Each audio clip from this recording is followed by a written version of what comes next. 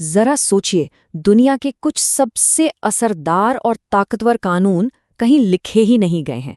जी हाँ, ये कोई सीक्रेट कोड या छिपी हुई बातें नहीं है, बल्कि ये वो नियम हैं जो देशों के सालों साल के व्यवहार और आपसी समझ से बने हैं।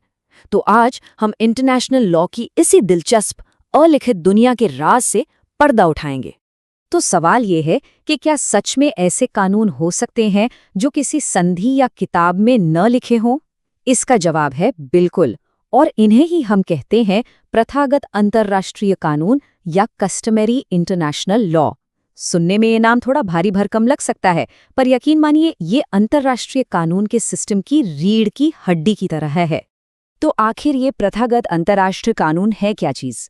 देखिए, अगर इसे बिल्कुल आसान भाषा में समझे तो ये वो नियम हैं जो तब बन जाते हैं जब दुनिया के देश लंबे समय तक लगातार एक ही तरह से कोई काम करते हैं, और वो ऐसा इसलिए करते हैं क्योंकि उन्हें अंदर से ये यकीन होता है कि कानूनी तौर पर ऐसा करना उनकी जिम्मेदारी है, उनका एक कानूनी कर्तव्य है।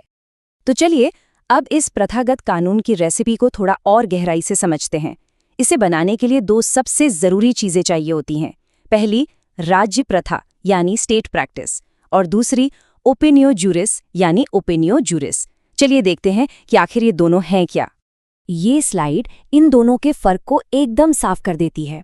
एक तरफ है राज्य प्रथा, यानी देश असल में क्या कर रहे हैं, उनके एक्शंस, उनके बयान, उनका व्यवहार, और दूसरी तरफ है ओपिनियो जूरिस, यानी वो उस काम को क्यों कर रहे हैं, क्या वो ये मानते हैं कि ऐसा करना एक कानूनी मजबूरी है।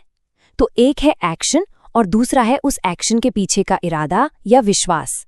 तो पहले हिस्से यानी राज्य प्रथा पर जरा गौर करते हैं। ऐसा नहीं है कि कोई भी काम या कोई भी व्यवहार एक प्रथागत कानून बन जाएगा।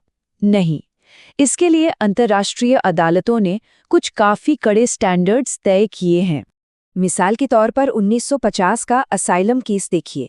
इसमें इंटरनेशनल कोर्ट ऑफ जस्टिस ने साफ कहा कि किसी भी व्यवहार को प्रथा का दर्जा पाने के लिए स्थिर और एक समान होना चाहिए। मतलब ऐसा नहीं कि आज कुछ और कल कुछ। देशों को लगातार एक जैसा बर्ताव करना होता है।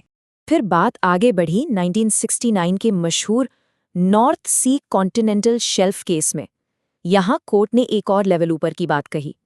उन्होंने कहा कि प्रथा सिर्फ एक जैसी नहीं बल्कि व्यापक भी होनी चाहिए, यानी दुनिया के ज्यादातर देश उसे अपना रहे हों, खासकर वो देश जिनके लिए वो मुद्दा सबसे ज्यादा मायने रखता हो। लेकिन यहाँ एक छोटा सा ट्विस्ट है। इसका मतलब ये नहीं कि 100% परफेक्शन चाहिए। निकारागुआ केस में कोर्ट ने इस बात को और साफ किया। उन्होंने कहा कि अगर कोई नियम मोटे तौर पर माना जा रहा है तो ये काफी है। अगर कोई देश उसके खिलाफ जाता है तो ये नहीं माना जाएगा कि नया नियम बन रहा है, बल्कि ये माना जाएगा कि वो पुराने नियम का उल्लंघन कर रहा है। अच्छा, अब आते हैं दूसरे और शायद सबसे पेचीदा हिस्से पर, ओपिनियो जूरिस। ये थोड़ा ट्रिकी इसलिए है क्योंकि ये देशों के एक्शन के बारे में नहीं बल्कि उनकी सोच के बारे में है। किसी काम को सिर्फ करना ही काफी नहीं है, उसके पीछे एक खास तरह का विश्वास होना भी जरूरी है। देखिए, 1927 का लोटस केस इस बात को बहुत अच्छे से समझाता है। कोर्ट ने कहा, सिर्फ इसलिए कि देश आमतौर पर कोई काम नहीं करते, इसका ये मतलब नहीं हो जाता कि उसे न करने का कोई कानूनी नियम है।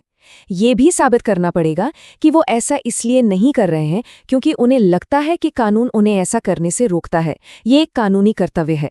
और नॉर्थ सी कॉन्टिनेंटल शेल्फ केस में तो कोर्ट ने इसे और भी साफ कर दिया।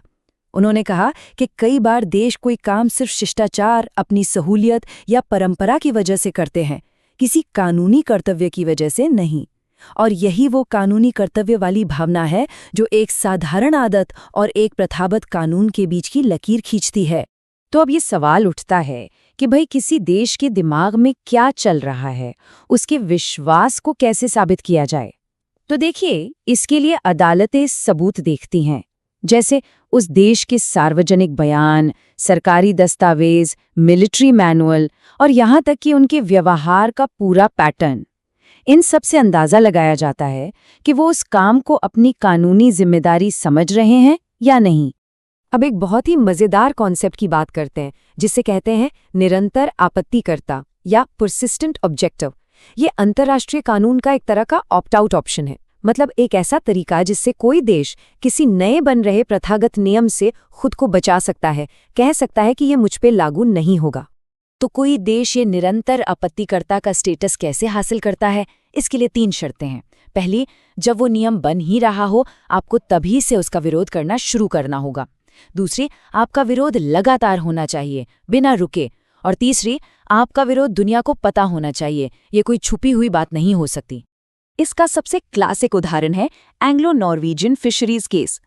नॉर्वे ने समुद्र तट को लेकर एक खास 10 मील के नियम का हमेशा से विरोध किया था, और जब मामला कोर्ट में गया तो कोर्ट ने माना कि चूंकि नॉर्वे शुरू से और लगातार इसका विरोध करता आया है, इसलिए वो नियम नॉर्वे पर लागू नहीं होगा।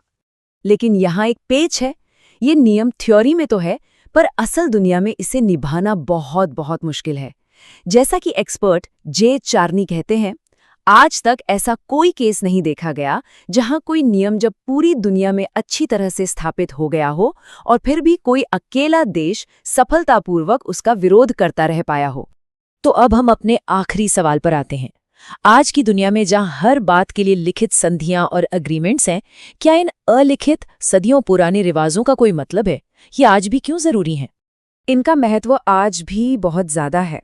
जैसा निकारागुआ केस ने साफ किया था, ये नियम संधियों से अलग और उनके साथ साथ चलते हैं।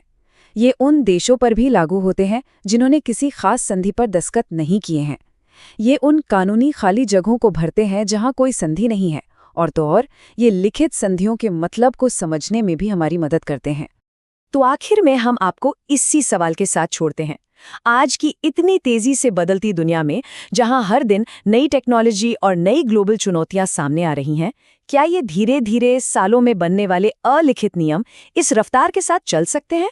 ये प्रथागत अंतर्राष्ट्रीय कानून के भविष्य का शायद सबसे बड़ा सवाल है।